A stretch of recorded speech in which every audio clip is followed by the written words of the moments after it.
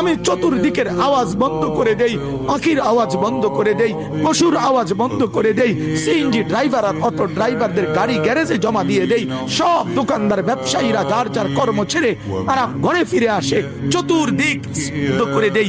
আল্লাহ বলেন তুমি ঘুমাবা বলে, তুমি ঘুমাবা বলে, তুমি ঘুমাবা বলে তোমার জন্য আমি দু চোখে ঘুম পাড়িয়ে দেই। তোমারে আমি মাথা ব্যথা দেই নাই, তোমারে আমি জ্বর দেই নাই, সর্দি দেই নাই। আজকের রাত এই জ্বর সর্দি থেকে মুক্ত রাখছি, তো আমি আল্লাহ তোমাকে ঘুম পাড়াবো বলে। তোমার মা অসুস্থ, বাবা অসুস্থ, ছেলে অসুস্থ, স্ত্রী অসুস্থ, যদি এমন বিপদের খবর হইতো তাইলে তুমি ঘুমাইতে পারতা না।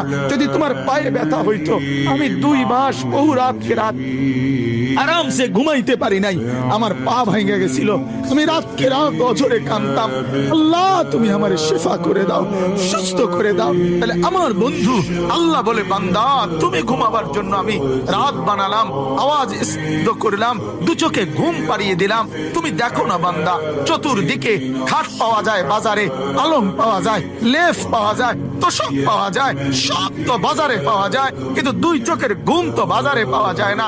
আমি ঘুম পাড়াই, আমি ঘুম পাড়াই, আমি ঘুম পাড়াই, আমি ঘুম পাড়াই। তোমার মা ঘুমায় যায়, তোমার বাপ ঘুমায় যায়, তোমার স্ত্রী ঘুমায় যায়, তোমার বন্ধুরা ঘুমায় যায়, তুমি যেই নারীকে ভালোবাসো সেও তো ঘুমায় যায়।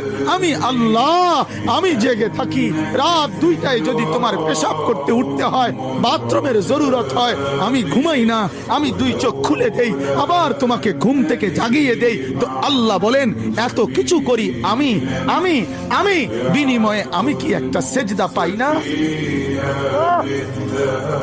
এই নাফরমান সন্তান, এই মুসলমানের ছেলেরা যারা ঢুকছো এখন, বলো তুমি মুসলমানের বাচ্চা কিনা? মুসলমানের বাচ্চা যদি হয়ে থাকো